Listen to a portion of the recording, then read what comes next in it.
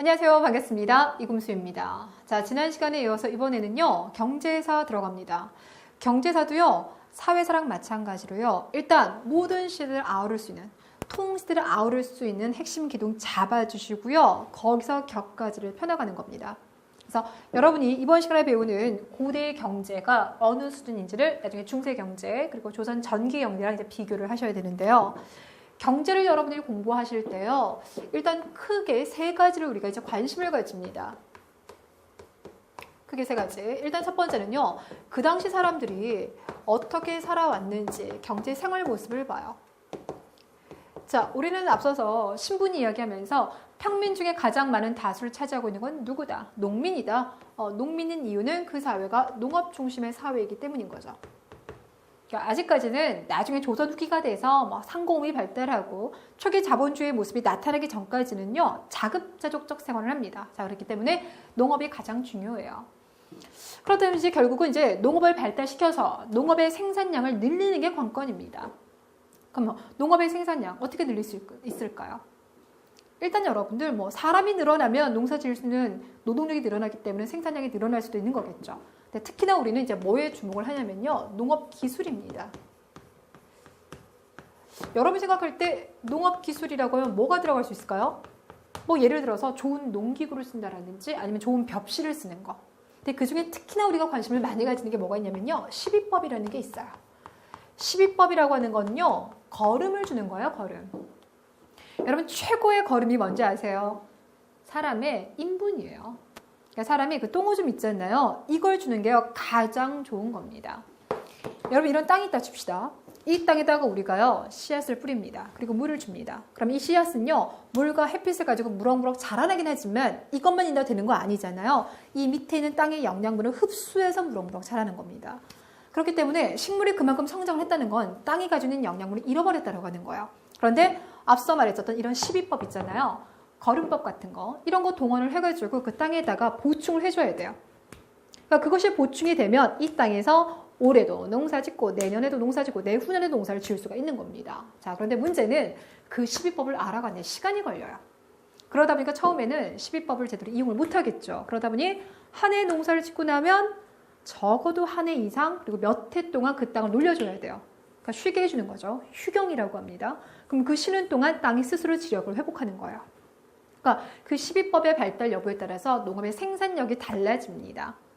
근데 제가 아까 말씀드렸던 최고의 그 시비법, 거름이라고 하는 건 사람의 인분이라고 했잖아요.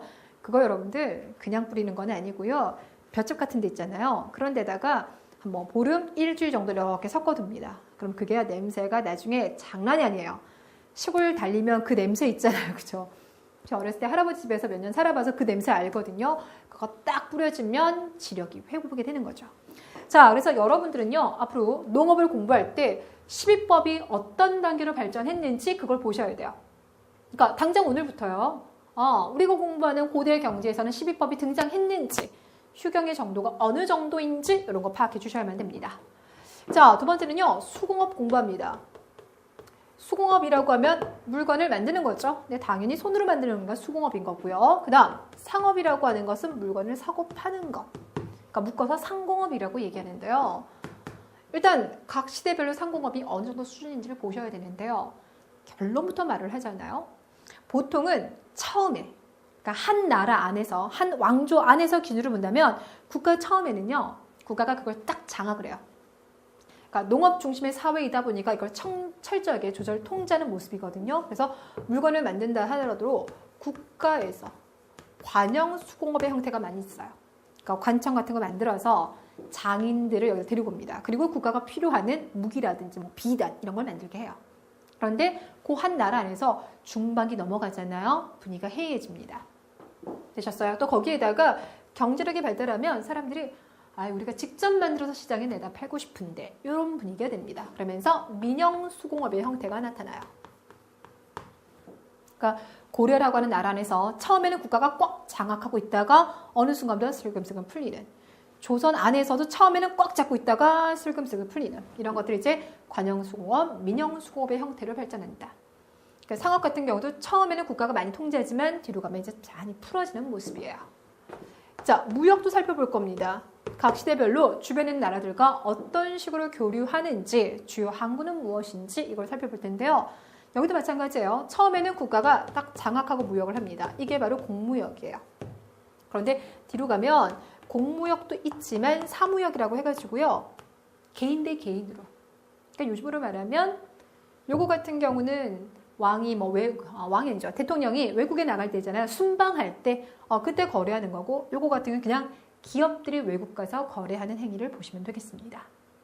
그래서 결국은 처음에는 쪼여주고 뒤에는 풀어주고의 모습 나오고 있죠. 자, 두 번째 보는 거는요. 수치 제도를 봅니다. 그럼 수치라고 하는 건요. 거둔다는 겁니다. 거두어요. 그럼 무엇을 거두는 걸 말할까요?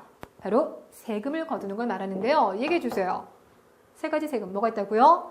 조세, 공납, 여기 있습니다. 라고 했었죠. 요거 이제 징수하고 이것이 바로 수치제도인데 각 시대별로 수치제도가 어떻게 다르게 나타나고 있는지 그거 모습 살펴볼 거고요. 또 하나. 오늘날에도요. 대한민국에서요. 이 세금 징수하는 것에 대해서 대단히 민감하죠. 그래서 국세청 같은 경우는요. 오랫동안 그 세금 만드는 사람들 있잖아요. 별도 명단 관리하잖아요. 특히 이제 고액 채무자들. 이런 사람들이 이제 세금 안 내면 관리해가지고 언론에 가끔 뿌리기도 합니다. 그만큼 이제 세금 걷는 것에 이제 혈안이 됐다고 얘기할 수도 있을 텐데요. 앞으로도 그쪽 일을 하시는 분이 계시겠죠. 자, 결국 그래서 국가는 이것을 제대로 관리하기 위해서요. 우리 땅에 살고 있는 백성이 몇 명이며 그들이 토지를 어느 정도 가지고 있는지 파악을 해야 돼요. 파악을 하고 있어야지만 꼼꼼하게 다 세금을 징수할 수 있습니다. 자, 그래서 이런 걸 하기 위해서 국가가 만드는 문서들이 있어요. 근데 그 문서가 시기별로 명칭이 좀 다릅니다. 되셨어요? 자, 특히나 오늘 배우는 문서가 가장 중요하거든요. 그래서 어떤 내용들이 있으며 그것을 무엇이라고 부르는지 보셔야 돼요.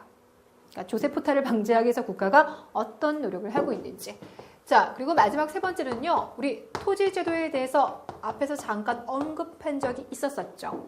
그럼 제가 뭐라고 말씀드렸냐면 관리들이 왕을 위해서, 국가를 위해서 충성을 했다. 그렇다면 왕은 거기에 대한 대가를 줘야 될 텐데 오늘날처럼 매달 월급을 주는 게 아닙니다. 무엇을 준다? 토지를 준다. 단, 이때 토지를 준다는 건 관리야, 네가 그 토지 다 가져라 라고 하는 의미가 아니라 그 땅에서 나오는 조세, 그 땅에서 나오는 조세를 받아먹어라 그런 뜻이에요. 그래서 이걸 바로 뭐냐면 조세 조자를 써가지고요. 수조권이라고 합니다. 이것이 마찬가지로요. 삼국시대, 남북국시대, 고려, 조선, 조선 전기, 조선 후기 어떤 식으로 다른지 그 모습을 비교해 보는 거예요. 되셨죠? 그래서 경제파트에서는 항상 이런 식으로 경제생활, 수치제도, 토지제도에 대해서 공부합니다. 되셨어요? 자, 그렇다면 여러분들 이 내용을 가지고요. 곧바로 들어가 볼게요. 이건 뭐 따로 필기하실 거는 아니고요. 자, 먼저 첫 번째 경제 생활 모습 살펴봅시다.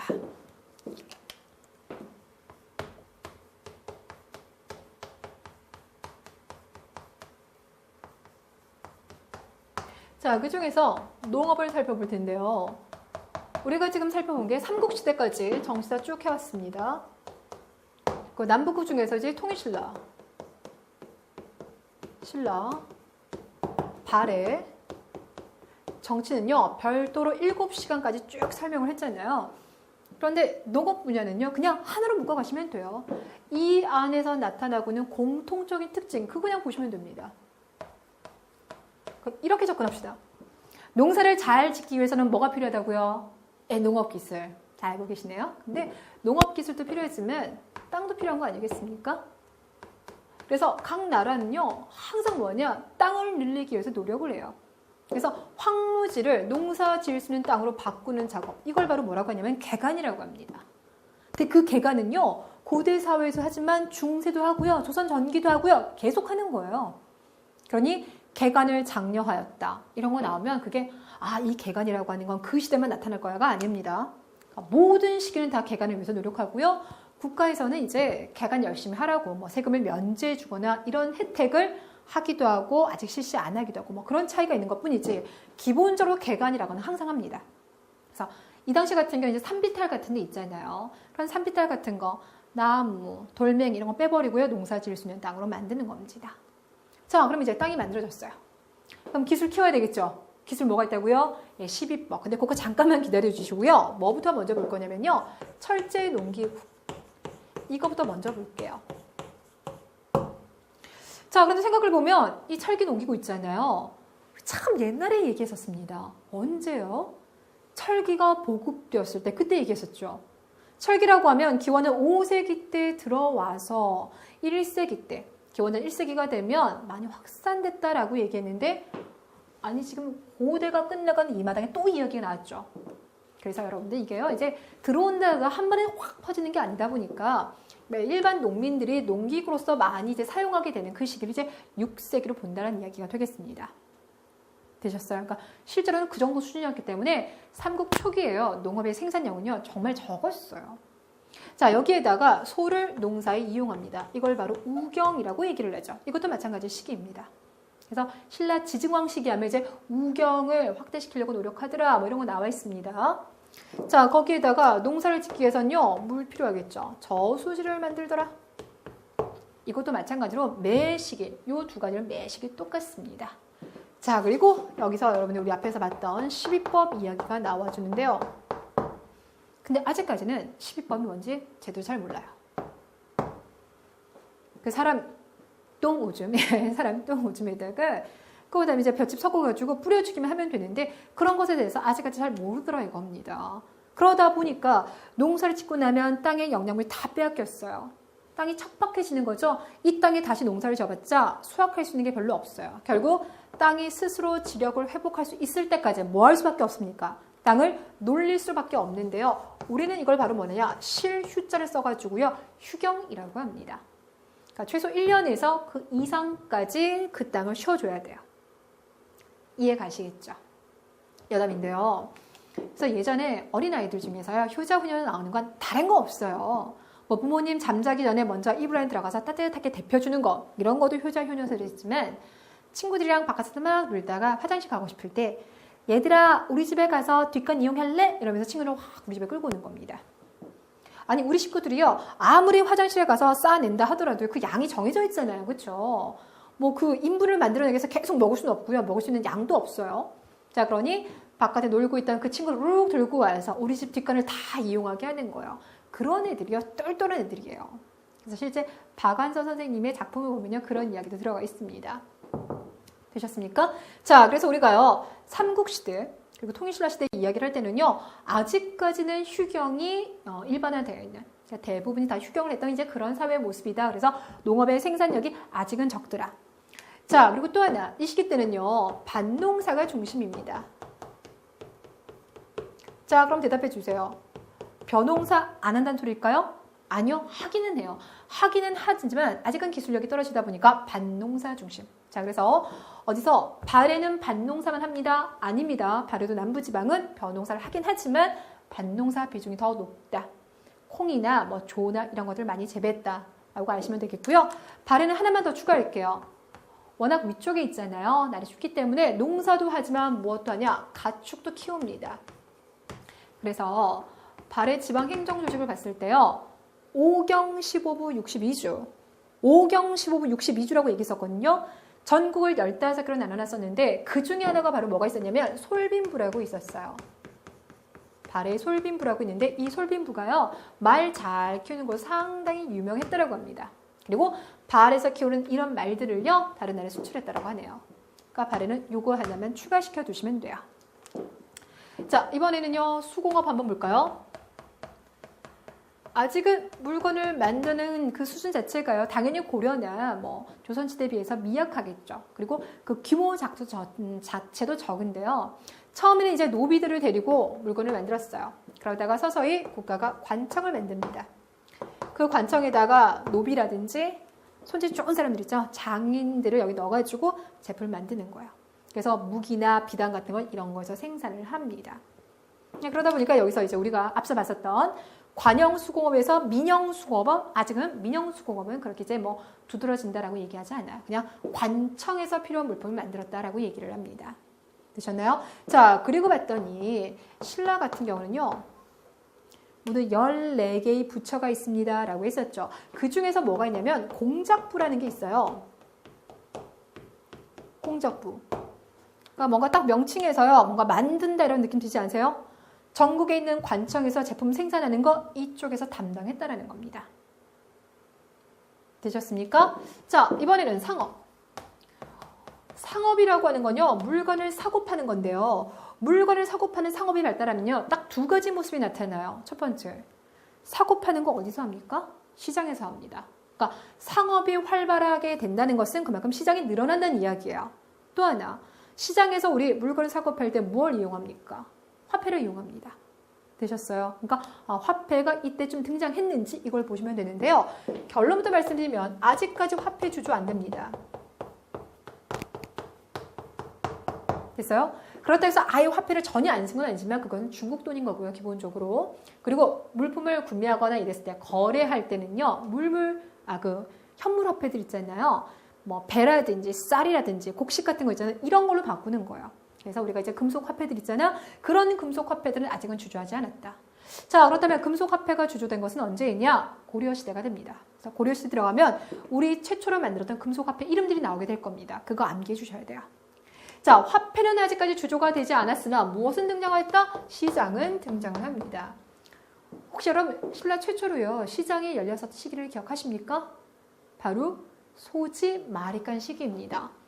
물론 이제 지방에도 조그맣게 있겠습니다만 기본적으로 시장이 형성된다라고 하면 수도인 거죠. 왜? 수도에 가장 사람들이 많이 살고 경제가 집중돼 있었기 때문인 겁니다. 자, 그래서 소금성에 어떤 시장이 있었는지를 봤더니 통일 전에는요 한 개만 있었어요.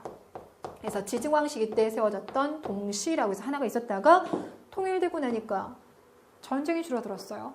생산력이 이전보다 늘어났겠죠. 자, 그러면서 서시다, 남시다 이런 시장들이 추가로 생기게 됐고요. 시장이 생겼다는 건요. 국가 입장에서는 그 상행위를 감독해야 되는 역할이 늘어났다라고 해석할 수가 있어요. 그러니까 물가가 너무 올라가는 건 아닌지 곡식이 갑자기 부족해지는 건 아닌지 어느 정도 조절 통제를 해줘야 됩니다. 그래서 이것을 감독하는 기관으로서 동시전이라는 게 세워져요. 그러니까 통일 전에는 동시와 동시전만 있었어요. 통일하고 난 다음에는 서시, 남시가 금성에 추가로 생기면서 서시전, 남시전 이런 게 생긴 거예요. 되셨습니까? 지방에서는 아직 시장이라고 부르기에는 명칭 들어가기 좀 어렵고요. 사고 파랗겠으나 크게 주목하지는 않습니다. 되나요? 여러분 이렇게 보시면은요. 예, 알겠습니다. 뭐 크게 어려운 건 없죠. 그렇죠? 근데 이거 하나하나 외우려니까 조금 답답하시죠? 그럼 제가 이런 말씀 드릴게요. 실제로요. 2010년도에요. 이걸 가지고 문제 나왔어요. 실제로 이걸 가지고 문제가 나왔다고요. 뭐라고 나왔느냐? 그러니까 삼국의 농업에 대한 설명입니다. 쭉쭉쭉쭉 집어넣고 난 다음에 정전을 지급하였다. 이런 게 들어갔어요. 정전. 정전이라고 하면요. 신라 중대, 어느 왕대? 성덕왕대 나왔습니다. 그러니까 통일 이전이 아니라 이후의 모습이기 때문에 해당하지 아니하는 거죠. 그러니까 문제가 이런 식으로 나와요. 되셨어요? 자, 그럼 이제 농업도 받고 수공업 받고 상업 받으니까 남아있는 게 무역 쪽이 되겠는데요. 무역은 여러분께서 반드시 지도를 가지고 공부해 주세요. 어떻게 해요? 지도를 가지고 공부해 주세요. 왜냐면 그래야지만 여러분들이 나중에요. 기억이 잘 나요. 경제 파트는 스토리가 별로 없기 때문에 이거 그냥 암기하시려면요. 정말 나중에 기억 안 되거든요. 그래서 지도와 연결시키시면 여러분께서 나중에 혼자 공부하실 때도요. 잘 떠오르실 것 같은데요. 자, 먼저 첫 번째 삼국. 자, 우리가요. 삼국으로 나눠져 있었을 때요. 중국은 어떤 식으로 나눠져 있었다고요? 남북조 형태로 나눠져 있었어요. 그 중에서 고구려 같은 주로 어디랑 교류를 많이 했었다? 북조랑 교류를 많이 했었다. 그래서 불교도 이렇게 들어와요. 전진을 통해서 들어오고요. 장수왕 시기 때 이때 북이 있었거든요. 북이와도 이렇게 관계를 맺습니다. 일단 장수왕 시기 때는요. 북조 쪽이랑도 교류를 했지만 남조랑도 교류를 합니다. 동거리 외교를 하고 있었죠. 그리고 고구려는 유목민족과도 관계를 맺고 있어요. 그러니까 고구려는 이런 식으로 교류를 한 거예요.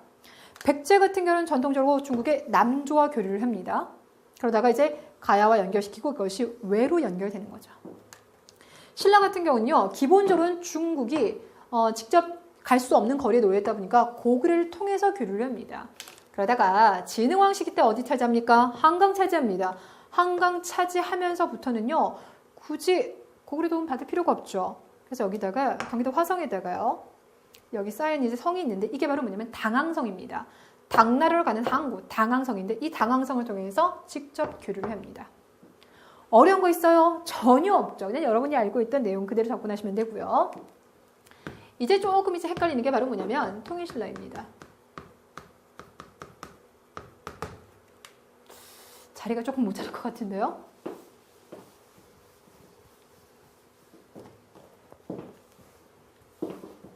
통일신라와 발해 같은 경우는요. 지도를 가지고 정말 제대로 기억하시면요. 한 방에도 끝낼 수가 있어요. 자, 일단 신라가 통일되었을 때 주변에 있는 나라들 다시 한번 정리해 볼까요? 봤더니 대동강에서부터 원산만 이르기까지 신라 있고 위쪽 발해 있고 일본 있고 중국에는 당나라가 있더라. 자, 이 중에서 신라가 가장 교육을 많이 하는 나라는 누가 되겠습니까? 당나라입니다. 그러니까 나당 전쟁 할 때는 사이가 좀 안 좋았으나 나중에 발해 딱 등장하자 8세기 때부터는 두 나라가 교육할 수밖에 없어요.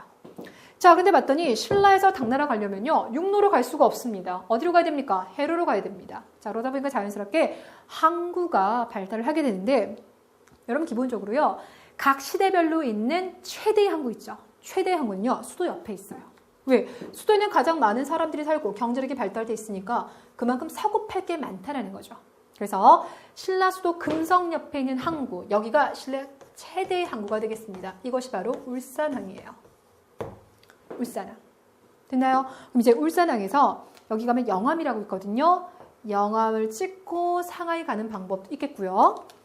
여기 아까 항구가 뭐가 있다고요? 당항성 있다고 말씀드렸죠? 당항성. 이 당항성을 이용해서 산둥만도 쪽으로 들어가는 방법도 있습니다. 그리고 나중에 여기 청해진도 건립이 되었죠. 울산항, 당항성, 청해진. 자, 이런 항구들을 이용해서 당나라와 교육을 하게 되는데요. 교육을 했다는 것은 사람들이 왔다 갔다. 누가 갈까요? 사신도 가고요. 학생도 가고요. 승려도 가고요. 상인도 갑니다. 됐어요? 자, 일단 뭐 사신은 크게 언급할 필요가 없을 것 같고요. 학생들이 간대요. 이때 가는 학생들을 도당유학생 또는 수기유학생이라고 합니다. 수기학생. 도당유학생, 수기학생이라고 하고 특히 많이 건너가는 계층들이 누구이더라? 바로 육두붐이 되겠습니다. 그 다음 승려들도 건너가게 되는데요. 이때 건너간 승려 중에요. 일단 여러분 두 분을 반드시 기억하세요. 첫 번째는 의상이 있어요. 두 번째는 해초가 있어요. 의상과 해초. 의상 스님 같은 경우는 원유와 더불어서 그 통일 시기 때 꼭 기억해야 됩니다라고 말씀드렸죠. 그러니까 다음번에 우리가 설명을 드릴 때 지금까지 풀었던 내용을 딱 수습을 할 거니까 일단은 의상과 해초가 당나라 건너갔구나 이렇게만 이해하시고요.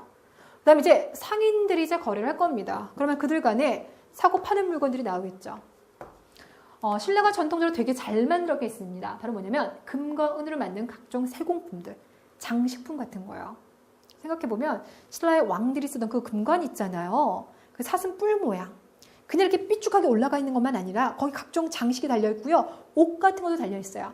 하늘하늘 흔들리는 모습 진짜 예쁘죠. 또 왕비 들고 있던 그 귀고리 같은 거 있잖아요. 그 귀고리 되게 커요, 여러분들. 제가 지금 하고 있는 귀고리에 한 10배는 될 것 같아요. 그거 여러분들 안이 다 금으로 차여있으면요. 귀 찢어집니다. 그렇죠? 근데 그 예쁜 무늬 다 새기고 난 다음에 안을 다 파내는 거예요. 되셨어요? 그러니까 안을 비워놓고도 그 거대한 장식을 다 할 수 있는 거. 그런 능력들이 바로 금은 세공품, 뛰어난 기술을 보였다는 걸 알 수 있겠죠. 그래서 금은 세공품을 팔기도 하고 우리도 꽤 비단 만듭니다. 견직물을 팔기도 하고 그리고 또 하나는 인삼이에요, 인삼.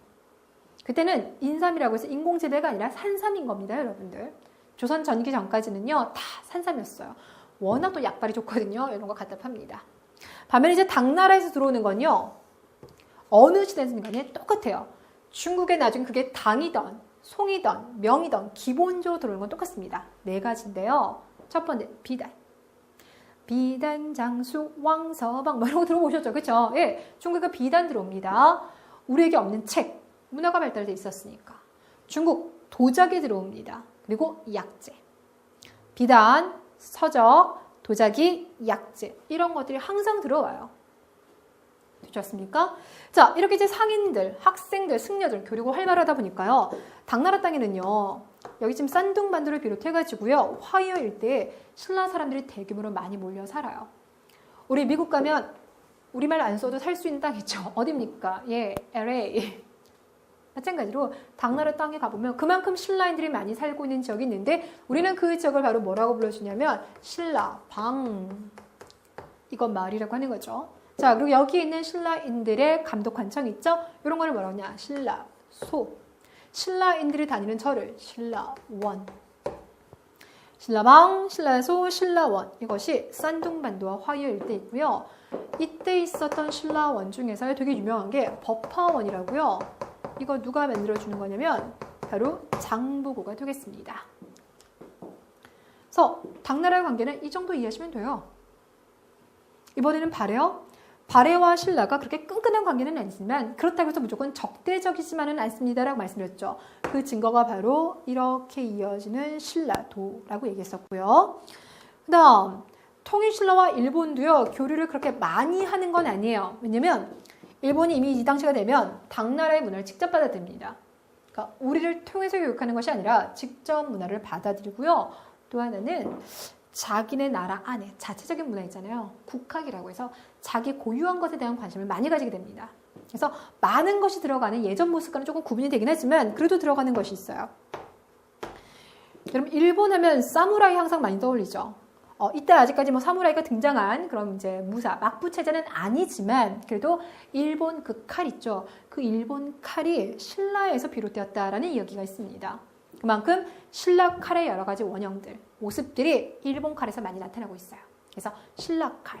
그리고 또 하나, 이때 일본에 이제 불교가 발달하면서 여러 가지 사상이 들어가는데요. 이때 원효와 의상 또 나오죠. 도대체 이분들이 어떤 업적을 벌였길래 계속 언급만 되고 있는데요. 원효와 의상의 사상이 전달이 됩니다. 단 이분들이 가신 건 아니에요. 전달만 되었더라. 되셨습니까? 자, 그래서 당나라 보고 발해 보고 일본을 봤는데 하나 추가할 게 있습니다. 바로 뭐냐면 이슬람 상인이에요. 이슬람 상인이다 그러면 신밧드의 몸에 나오는 그 사람들 생각하세요. 신밧드의 몸에 나오는 그 사람들. 이들 같은 기본적으로 거리가 정말 멀리 있죠. 저기 사우디아라비아, 이라크 그쪽이잖아요. 근데 그들이 실크로드를 통해서 당나라와 이미 교육을 하고 있었어요. 근데 여기서 끝이는 것이 아니라 그들의 세력이 신라까지 오더라는 겁니다. 그래서 실크로드의 마지막 길이 바로 신라, 금성, 경주가 되겠습니다. 되셨어요? 그래서 우리한테 없었던 것들이 들어옵니다. 뭐 향료, 아니면 지금도 이란 카펫 되게 유명한 거 아세요? 페르시안 카펫이라고 해서 카펫 하나에 막 몇 천만 원씩 호가를 하는데요. 그런 양탄자들도 들어오고요. 또 유리그릇 같은 거. 그래서 박물관에 가보시면 가끔 파스텔톤 계통의 아주 예쁜 유리그릇을 볼 때가 있어요. 그런데 그런 유리그릇은요. 우리가 만든 게 아니에요. 이런 것들은 다 이슬람 상인을 통해서 들어온 겁니다. 되셨습니까? 자, 그리고 경주에 가면요. 괴릉이라고 해서요. 원성왕의 무덤으로 이제 우리가 알고 있는 괴릉이라고 있는데 이 무덤에 가보면 왕의 큰 무덤이니까 이 무덤을 지키는 석상들이 있어요. 문인과 무인의 모습을 만들어주는 석상이 있는데 그 중에서 무인상을 봤더니 그 무인상에 나타난 모습이 우리나라 사람은 아닌 것 같다는 거죠. 터번도 쓰고 있고 눈썹도 되게 진하고 쌍꺼풀도 진하고 콧대도 되게 우뚝한 거야. 그러니까 이런 모습을 통해서 정말 이슬람 상인들이 울산행에 들어온 거 맞구나 우리가 이렇게 평가를 합니다. 되셨습니까? 아마 여러분들 나중에 공부할 때요. 다른 거 다 뭐 어느 정도 넘어간다 하더라도요. 이게 제일 많이 헷갈릴 것 같아요. 신라방, 신라소, 신라원 요 명칭 잘 조심하시고요. 그리고 또 하나는 울산왕이 통일신라 시기제 최대의 항구였었다 기억하시면 됩니다. 자, 이번에는 발해를 볼 텐데요. 여러분 발해는요. 어떤 식으로 교육했는지 우리 이미 앞에서요. 살짝 공부했습니다. 무슨 소리냐? 발해는 수도가 몇 개였었다고요? 5개였었다고요. 자, 일단은 동모산에서 출발을 했었으나 여기 너무 지금 평이 좁죠. 그래서 중경 쪽으로 내려왔고 이 중경을 기준으로 해서 서쪽, 동쪽, 남쪽 그리고 북쪽 각각의 수도를 잡아줍니다. 중경, 서경, 동경, 남경, 북경이 아니라 그렇죠. 상경이라고 불러주고 그 상경이 가장 오랫동안 수도였었습니다. 이렇게 말씀을 드렸죠. 맞아요? 그래서 발해 같은 경우는요. 이 상경에서요. 주변 국가로 출발하는 길들이 시작이 됩니다. 그래서 우리가 바로 뭐라고 불러주면요. 오도라고 불러줘요. 5개의 길이 있었다는 거죠. 그 중에서 2가지는 정말 확실하게 여러분이 이미 알고 계신 거. 실 나올 때는 어떡합니까? 상경에서부터 동경 쪽 훑고 남경 지나와서 금성에 이르는 길. 이걸 바로 신라도라고 하고요. 발해가 처음부터 되게 끝까지 친하게 지내는 나라가 있다고 했어요. 이 나라는 일본이에요. 맞습니다. 자, 그래서 상경에서부터요. 동경 가서요. 곧바로 동해바다 건너서 일본 가는 일본도. 5개 중에서 이미 2개 해치웠죠. 그리고 또 하나도 쉽습니다. 거란이 있는데요. 거란과 교역하는 건요. 상경에서 곧바로 가요. 굳이 내려가서 올라갈 필요 없잖아요. 거란도. 그럼 이제 마지막 남아있는 나라가 당나라인데요. 자, 잠깐 짚고 넘어갈 거. 당나라 같은 경우는요. 발해가 처음부터 친선관계를 맺습니까? 아니라고 했죠. 발해는 처음부터 당나라와 친선관계를 맺고 있는 게 아니었었어요. 어느 왕 시기 때? 문왕 이후 시기부터 친선관계를 맺습니다. 이렇게 말씀을 드렸어요. 되셨어요? 그거 하나 짚어주세요. 자, 그런데 이제 하나, 둘, 3개 있으니까 남아있는 게 2개잖아요. 맞아요. 발해에서 당나라 가는 건 2개 길입니다. 처음에 이용했었던 건요. 상경에서 중경으로 내려와요. 그리고는 영주 지방 지나서 베이징 가는 방법이 있어요. 아, 베이징, 장안 가는 방법이죠. 예, 당나라 수도는 장안입니다. 저쪽이 서쪽으로 들어가야 되고요. 반면에 나중에 여기가요. 이제 여러 가지 혼란으로 인해서 이용할 수 없는 상황이 돼버렸습니다. 우리 내부의 상황은 아니고요. 중국 쪽에서 여러 가지 또 정책 변동이 있어서요. 그래서 이때 이용하지 못하고 그 다음에 우리가 어떻게 이용하냐면요. 중경 내려와요. 서쪽으로 내려갑니다. 그리고는 바닷길을 통해서 들어가는 방법이 있습니다. 됐어요? 영주 지방을 통해서 들어간 이 길을요. 영주도라고 불러줘요. 영주 지방을 지나간다고 해서 영주도라고 불러주고 이 길을 통해서 조공을 바쳤다. 요즘에는 뭐 연예인에게 선물하는 걸 조공이라고 하던데 조공을 바쳤다라고 해서 조공도라고 불러줍니다. 전혀 어려울 거 없죠. 거란도, 신라도, 일본도. 영주 지방 간다. 근데 그 영주 지방을 이용할 수 없게 되자 무엇을 이용한다? 조공도를 통해서 바닷길을 통해서 당나라 들어갑니다. 이해가시겠죠? 자, 그러다 보니까 여기 툭 튀어나오는 싼둥반도에 가니까요. 발해 사신들이 머물고 있었던 그런 숙소가 있습니다. 우리는 이것을 바로 뭐라고 하냐면요. 발해관이라고 해요. 지금 싼둥반도가 2번 태어나고 있죠. 그렇죠? 2번 언급되고 있더라. 자, 이렇게 되면 여러분들 경제 생활 모습 우리가 다 살펴본 거예요. 됐나요? 자, 그럼 이제 경제 생활 모습을 살펴봤으니 이제 남아있는 것은 수취제도와 토지제도.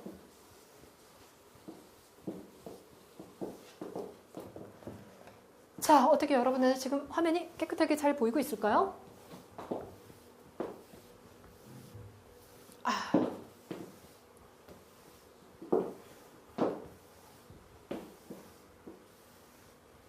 오케이, 가겠습니다. 수취. 자, 수취라고 하는 건 걷는 거고 정확히 말하면 무엇을 걷는다? 세금을 걷는다. 이 세금에는 조세, 공납력, 조세, 공납력이 있다고 얘기했는데요. 여러분들이 제대로 이해했는지 제가 그림을 통해서 질문을 좀 하겠습니다. 어느 마을에 갔습니다. 여기는 농사 짓는 논도 있을 것이고 밭도 있을 것이고 사람들이 사는 집도 있겠죠. 네, 재산 좀 많은 사람은 집도 상당히 클 거예요. 그리고 남자, 여자, 애, 어른 다양한 사람들도 있을 겁니다. 자, 이 중에서요. 농사 짓고 있는 이 땅에다가요. 우리가 매길 수 있는 세금. 이걸 바로 뭐라 불러줄까요? 이걸 바로 조세 또는 전세라고 불러주는 거죠. 됐나요? 조세, 전세, 토지세 이렇게 불러줍니다. 그래서 생산량의 일부를 받는 건데요. 이때 이제 뭐 콩으로 받을 수도 있고요. 아니면 쌀, 뭐 보리 이런 걸로 받습니다. 보통 기준은 얼마냐면요. 10분의 1이에요. 농사 지은 것의 10분의 1을 이제 국가에 갖다 바치는 겁니다. 자, 이번에는 집들이 있습니다. 국가는요, 이 각 집들에게도 세금을 부과하는데요. 우리는 이 집을요, 뭐라고 하냐면, 집 호자를 써서 이제 호라고 할 거고요. 여기 매기는 걸 곡물이라고 합니다. 여러분, 곡물이 뭐였었습니까? 곡물이라고 하면 특산물을 부과하는 거예요. 임금이 나라를 통치하려면은요, 특산물 많이 필요해요. 종이도 필요하고, 과일도 필요하고, 삼배도 필요하고, 필요한 거 진짜 많거든요. 이거를 그 지역에 있는 집들에게 부과를 한다. 그러니까 무슨 말이냐면요. 가령 예를 들어서 임금님이 이번 사신을 맞이하기 위해선 사과가 적어도 100개는 필요한 것 같은데 니네 동네가 사과 100개 네 이렇게 하나 칩시다. 그럼 이랬을 때 모두 4개의 집이 있으니까 각 집당 25개, 25개, 25개, 25개를 냅니다. 그게 부유하건 가난하건 중요하지 않아요. 무엇을 기준으로 하기 때문에 호, 지포자입니다. 호를 기준으로 하기 때문에 똑같이 내고 있습니다. 이것이 바로 공물을 내는 것. 자, 마지막으로 보니까요. 남자, 여자, 아이, 어른 쭉쭉 보이는데요. 우리가 특히나 주목하는 건 누구에 대해서 주목하냐면 남자 중에서도요. 16살부터 60세 남자까지 주목해요. 우리는 그들을 바로 뭐라고 하냐면 정남이라고 불러주죠. 왜 이들을 주목하냐면 이렇게 다 큰 성인들은요. 결국 노동력을 이용할 수 있거든요. 이것을 바로 역이라고 하고요.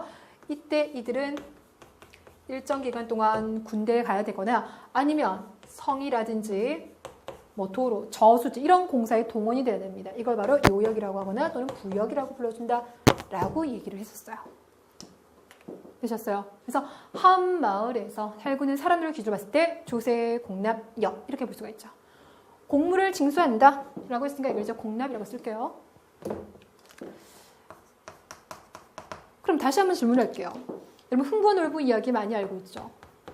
흥부라고 하면 가난한 자식이 너무 많은 사람, 놀부라고 하면 부자이지만 심술이 고약한 사람. 그럼 여러분 생각했을 때요. 조세는 흥부가 많이 내겠습니까? 놀부가 많이 내겠습니까? 조세라고 하는 것은 토지에서 생산된 양의 10분의 1을 대충 매기는 거. 이것을 바로 조세라고 했었잖아요. 그럼 당연히 토지를 많이 보유하고 있는 놀부가 많이 내겠죠. 네, 맞아요. 공납이라고 하는 건요. 특산물을 내는데 무엇을 기준으로 한다? 각 집들을 기준으로 한다. 그러니까 이때는 부유하고 가난한 거 고려하지 않기 때문에 둘이 똑같이 냅니다. 역이라고 하는 것은 노동력을 사용하게 되는 건데 당연히 자식이 많은 흥분의 집에서 더 많은 노동력을 차출당하게 되는 거겠죠. 되셨어요? 근데 우리가 상식적으로 생각하면은요, 놀부가 재산이 많으니까 놀부가 더 많은 세금을 내야 될 것 같은데 놀부가 더 많이 내는 건 조세밖에 없어요. 똑같이 내거나 오히려 더 많이 내야 되는 경우도 있습니다. 그러다 보니까 일반 백성들 입장에서는요, 이 공납과 역이 상당히 많이 부담스러워요. 상당히 많이 부담스럽습니다. 그러니까 당연히 국가 입장에서는요, 백성들 살아가기 힘든 이런 거를요, 이쪽에다가 약간 넘기고 싶지 않겠습니까?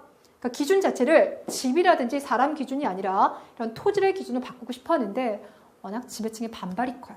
그러다 보니까 이것이 나중에 실현되는 것이 언제냐? 조선 후기가 돼서야지만 가능해요. 그래서 그 전까지는 이렇게 따로 기준으로 세금을 매긴다 이렇게 이해하시면 되겠습니다. 되셨나요? 그래서 앞으로 우리가 수치제도를 공부할 때는 기본적으로 이 구도에 따라서 공부를 해요. 그리고 이런 구도가 정착이 된 게 언제냐? 통일신라입니다. 제가 뭐라 그랬어요? 통일신라입니다. 자, 그래서 이 기준이 통일신라 때 이런 기준이 확립이 됐다란 말은 바꿔 표현하자면 삼국시대 때는 이런 식이 아니었다는 이야기인가요? 네, 모습이 조금 달라요. 이때 같은 경우는 노동력도 여기는 토지 같은 것도 중요하게 보지만 삼국시대 같은 경우는 기본적으로 사람, 그 노동력에 대해서 조금 더 비중을 둬요. 그래서 사람 한 명 한 명한테 별도로 세금을 매기려고 하는데 이것을 사람인, 머리 두자를 써서 이걸 바로 인두세라고 불러줍니다. 되셨어요? 그래서 삼국시대 때는 인두세가 있었다는 거 꼭 기억해 주세요. 그리고 또 하나는 정남이라고 한다면 나이를 몇 살부터? 16살부터 60세까지요. 그러니까 이 나이에 드는 사람들은요, 군대 가거나 공사판에 동원해야 됩니다. 그러니까 강의를 보고 있는 여러분들은요, 전 근대 사회에 태어났다면 다 이거 지금 동원 당하고 있는 거예요. 단 삼국시대 같은 경우는요, 나이가 한 살 더 어려요. 그래서 15세부터. 요것만 주의하시면 됩니다. 되시겠습니까? 오케이, 좋습니다. 자, 그러면 제가 앞서서 어떤 이야기를 했냐면, 그럼 나라에서는 지금 이 세금들을요, 정말 제대로 걷어들여야 되겠죠. 조세 포탈 절대 허용하지 않는다라고 했죠. 자, 그래서 꼼꼼한 세금을 걷어들이기 위해서 무엇을 한다? 장부를 작성한다. 되셨나요? 고려시대나 조선시대 때 장부 작성 제대로 합니다. 그런데 우리가 관심을 가지는 건 통일신라에서도 언제도요? 통일신라에서도 그런 장부 작성이 이루어졌다는 거예요. 자, 우리가 이것을 바로 뭐라고 불러주냐면 민정문서다라고 불러줍니다. 여러분이 한 번쯤 들어보신 적이 있을 것 같은데요. 자, 먼저 민정문서라고 하면 다시 한번 언급합니다. 어느 시기 때? 통일 이후입니다. 통일 이후 때 만들어진 거예요. 그래서 지금 우리가 발견한 건요, 8세기 중반에 만들어진 것을 발견한 겁니다. 그러니까 삼국시대 통일 이전이라고 하시면 안 되겠고요. 두 번째, 그럼 이 민정문서라고 하는 건 어느 동네에 대해서 조사를 한 거잖아요. 어느 동네냐라고 봤더니 우리 오소경 기억나세요? 금성 말고 오소경이 있었죠. 그 오소경 중에서 제가 서원경을 꼭 좀 기억해 주세요라고 했는데 혹시 서원경이 어디일까요? 청주입니다. 충주가 아니고 청주인데요. 이 서원경 부근에 있었던 4개 촌락. 이 4개 촌락에 대해서 여러 가지 조사했던 내용들이 지금 이제 남아있는 거예요. 우리는 그것을 바로 이제 민정문서 이렇게 불러주는 겁니다. 자, 그런데 이 민정문서가 발견된 것은요, 우리나라가 아니에요. 일본에 가면요, 도다이사라고 있어요. 여러분들이 역사 공부할 때요, 일본 절은요, 딱 3개만 기억하시면 됩니다. 그 중에 하나가 도다이사예요. 이거 나중에 여러분들이 혹시 일본 여행 가시게 되면 반드시 도다이사를 다녀보세요. 왜냐면 여기 가면 쇼소인이라고 하는 왕실 보물 창고가 있습니다. 도다이사에 가면 쇼쇼인이라고 하는 왕실 보물 창고가 있는데 여기 가면 일본 왕실 사용하였던 많은 유물들이 있어요. 자기네가 스스로 만든 것도 있지만 당나라에서 들어온 거, 뭐 한반도 들어간 거, 중국, 인도, 뭐 엄청나게 다양한 국적의 그런 제품들이 있는데 그 속에서 우리가 이걸 찾아냈다라는 거죠. 자, 그래서 이거를 분석을 한번 해봤어요. 도대체 어떤 내용들이 담겨 있느냐? 분석을 해봤더니 4개 마을에 살고 있는 사람들 있잖아요. 그 사람들 각 집마다 몇 명씩 살고 있니? 그 호구를 조사한 겁니다. 몇 명씩 살고 있는지. 그래서 그것을 모두 9개의 등급으로 나눠놨대요. 그래서 가장 많은 사람들이 살고 있는 집 같은 경우는요, 상상호 이렇게 줘요. 이때 호라고 하는 건 뭐라고요? 지포자. 지포라고 말씀드렸죠? 상상호라고 하고 그 다음에 상중호, 상하오 이런 식으로 가는 거예요. 그럼 가장 마지막에 뭐가 되냐면 하하오가 됩니다. 이렇게 되고요. 또 마을 사람들을요, 남자, 여자, 또 나이대별로 분류를 합니다. 그래서 모두 6개의 등급으로 나눠놨어요. 거기다가 토지에 대해서 조사를 해놨더라고요. 근데 토지가요, 다 같은 토지가 아니에요. 토지도 뭔가 이름이 막 붙어 있어요. 그리고 그것이 모두 얼마가 되는지 면적까지 적혀져 있는데 잠깐만 보겠습니다. 종류? 한 5가지가 있는데 여러분 그 중에서 일단 지금은 2가지만 기억하세요. 첫 번째는요, 연수유답. 근데 이 2가지만 들어보셔도 나중에 좀 헷갈릴 것 같아요. 또 하나가요, 촌주위답. 연수유답과 촌주위답이 있습니다. 이런 명칭들이 보여요. 그래서 아니 이게 뭘까를 봤더니 연이라고 하는 거는 연기입니다. 연기가 어디서 납니까? 굴뚝에서 나죠. 그러니까 각 집을 말해요. 그래서 이거는 일반 농민들 있죠? 농민들이 가지고 있었던 토지. 그러니까 쉽게 말하면요, 삼국시대 농민들도요, 토지 보유하고 있어요. 그러니까 자기 땅 가지고 농사 짓는 사람들은 소작농. 근데 내 땅으로 농사 짓기 모자라서 남의 땅을 빌려 농사 지을 경우는 자영농, 그리고 소작농 이렇게 불러줍니다. 내 땅으로 농사 지으면 자영농, 남의 땅 농사 빌려 지으면 바로 소작농이라고 불러주는데 이런 연수유답을 통해서 농민들이 자영농일 수 있었구나. 뭔지 아시겠죠? 그러니까 물론 많이 가진 사람도 있지만 적게 가진 사람도 있을 수 있어요. 그래서 연수유답이라는 토지를 보고요. 촌주위답이라고 하는데 촌주라는 단어 언제 들어보셨어요? 여러분 우리 그쵸? 지방행정조직에서 들어봤었습니다. 그러니까 촌주라고 하면 지금의 면장 정도에 해당하는 그 지방을 지배하는, 그러니까 통치자, 뭐 그런 개념으로 보실 수 있을 것 같은데요. 이 촌주가 가지고 있는 땅, 이걸 바로 이제 촌주위답이라고 해요. 되셨나요? 그러니까 촌주가 그 지역을 장악하고 있다는 거 확인했던 거죠. 자, 이거 말고 소나 말, 가축이 몇 마리인지 뿐만 아니라 뽕나무, 잣나무, 호두나무가 어느 정도인지 그 나무 그루스까지 다 적어놓은 거예요. 왜 그랬을 것 같아요? 호구와 인구를 다 조사합니다. 이런 조사를 통해서 노동력을 제대로 이용하겠다는 얘기가 되겠고요. 토지의 면적을 조사했다는 것은 조세를 수취하겠다는 거죠. 가축, 또 뭐 뽕나무, 호두나무, 잣나무요. 이거 농민의 또 다른 수입원입니다. 이런 거 가지고요. 특산물 매길 수도 있는 거예요. 결국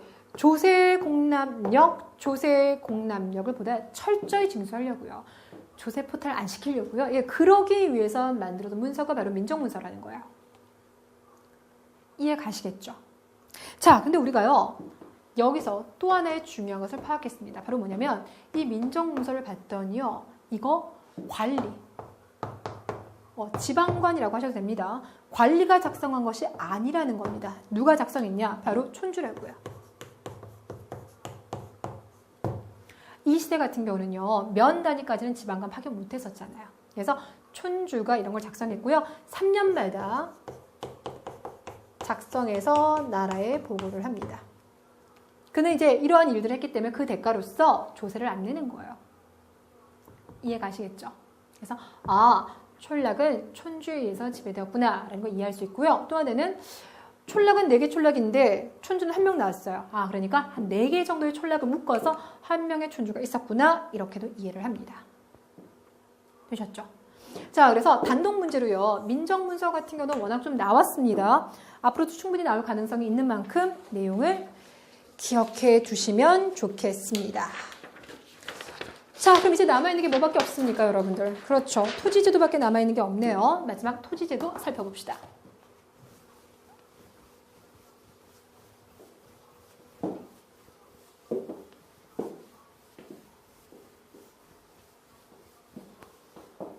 자, 근데 여러분 토지제도는요. 여러분들이 학교 다닐 때, 그러니까 중고등학교 다닐 때 어느 정도 공부를 해봤는데 공부하고 나면 헷갈리고 돌아서고 나면 기억 안 나고 아마 여러분들이 토지제도라고 하는 이름만 들어봐도 조금 부담스러운 부분이 아닐까라는 생각이 좀 들어요. 그런데 여기서는요. 딱 2가지만 기억하시면 됩니다. 바로 그게 뭐냐면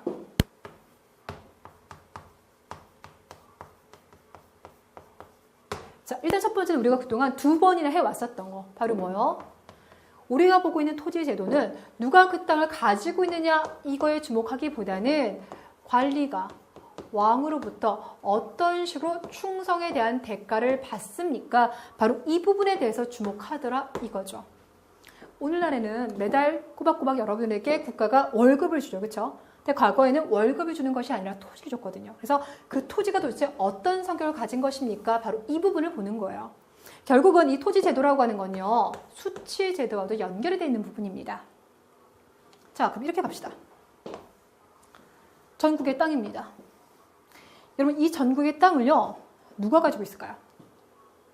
바꿔 표현하겠습니다. 대한민국 현재의 땅 누가 가지고 있습니까? 일단 집터, 공장터, 건물터. 여러분들 부모님이나 주변에 있는 사람들이 그런 뭡니까? 땅 문서 가지고 있잖아요. 그렇죠? 등기부 등본 가지고 있잖아요. 그러니까 개인이 소유하고 있어요. 그런데 도로 같은 경우는 국가가 소유하고 있습니다. 되셨어요? 그러니까 이 땅이라고 하는 건 개인이 가지기도 하고 국가가 가지기도 하는데 마찬가지예요. 이 시기 때도요. 개인이 가진 땅, 국가가 가진 땅 다 있습니다. 이때 우리가 국가가 소유하고 있는 땅 이걸 바로 뭐라고 하냐면 국유지라고 합니다. 그럼 개인이 소유하고 있는 땅을 바로 뭐라고 하냐? 민전이라고 합니다. 근데 우리가 관심을 가지는 건 뭐냐면요. 민전이에요. 자, 가령 예를 들어서 이렇게 있어요. A라는 사람이 이 땅을 가지고 있고 B, C, D, E, F가 각각 땅을 가지고 있다. 이런 땅을 이제 민전이라고 한다고 했어요. 그럼 이 사람이 열심히 이 땅에서 농사 짓겠죠. 자기가 직접 농사를 지을 수도 있고 아니면 소작농에게 맡길 수도 있는데 일단 이 땅에서 농사를 짓습니다. 그럼 농사 짓고 나면 그거 다 자기가 꼴거덕 먹는 거 아니에요. 나라에다가 몇 분의 몇? 10분의 1을 갖다 바칩니다. 됐나요? F도 마찬가지예요. 이 땅에서 나온 농산물의 10분의 1을 뭐에 갖다 바친다? 국가에다가 갖다 바친다. 됐죠? 오늘날 같으면요. 국가가요. 이렇게 국민들한테 걷어들인 돈 있잖아요. 그거 다 관리해요. 그리고 난 다음에 매달 공무원들에게 월급 주는 거잖아요. 세금이 이런 식으로 여러분에게 월급으로 지급되는 거 맞습니까? 예, 맞아요. 그런데 그건요. 지금처럼요. 금융기관이 발달해 있고요. 요즘에는 인터넷 뱅킹에서 클릭 하면 되잖아요. 그만큼 이제 여러 가지 정보통신에다가 사회경제가 발달돼 있기 때문에 가능한 구조인 거고요. 예전 같은 경우는요. 어차피 이거 다 곡식으로 내거든요. 콩이나 보리나 쌀 같은 걸 낸다고 했잖아요. 근데 이거를 낸 거를 국가가 다 모으기도 힘들어요. 다시 나눠준다는 건 상상하기 너무 힘듭니다. 그래서 국가가 뭐라고 했냐? 네가 열심히 충성함에 대한 대가를 주긴 해야 될 텐데 내가 이거 다 거둬들여서 너한테 다시 나눠주기가 너무 힘들다. 그러니까 네가 그냥 거기 가서 받아 먹어. 뭔지 아시겠죠? 네가 거기 가서 직접 받아 먹어. 이렇게 해주는 거야. 됐나요? 그러니까 기본적으로 토지 제도라고 하는 건 바로 이런 부분에 우리가 주목을 하는 거야. 됐죠? 그러니까 민전 중에서요. 어떤 토지는요. 관리한테 내는 경우가 있고요. 어떤 토지는 그냥 국가한테 내는 경우도 있어요. 근데 우리는 바로 이 부분을 주목하는 거죠. 이해가시겠어요? 삐도 열심히 농사를 졌더니요. 국가에서 말합니다. 네가 있잖아. 관청에 내야 되는 거 관청에 내지 말고 저기 누구라고 할까요? 김부식. 야, 갑자기 생각이 그 사람밖에 안 나네요. 김부식한테 너의 10분의 1 갖다 내. 이렇게 정해주는 거라고요. 이해가시겠습니까? 우리가 관심 가져 하는 토지 제도로 가는 건 결국 이거를 말해요. 이해되겠죠? 자, 그러다 보니까 이 토지 제도에서는 기본적으로 관리에게 준다. 이게 되는 거고요. 그런 형식으로 봤을 때 통일신라에서 등장하는 게 뭐가 있다고요? 노급이 있고요. 관료전이 있더라고요. 노급이라고 하는 건요. 이 땅에서 나오는 곡식 있죠. 곡식뿐만 아니라 특산물도 있죠. 그 지역에 살고 있는 사람의 노동력 있죠. 이 노동력까지 다 네가 쓸 수 있는 권리를 인정해 주는 게 바로 노급인 거야.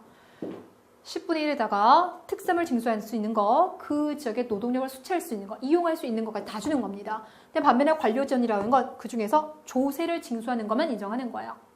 됐나요? 그래서 왕권이 강했을 때는요. 노급을 없애버리고 관료전 지급하는 걸로 바꿨었죠. 그때가 누구입니까? 바로 신문왕입니다.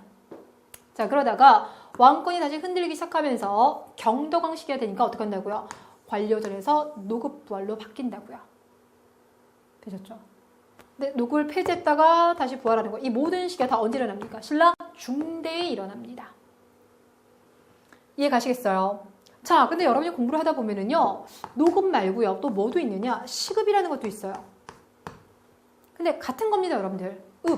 마을을 줬대요. 그 마을을 주면서 그 지역에서 걷어들일 수 있는 세금 종류 3가지 다 받아 먹어라 라는 건데요. 대신에 나눠주는 대상이 다른 겁니다. 누구냐면 공신이에요, 공신. 나라에 큰 공을 세운 사람들.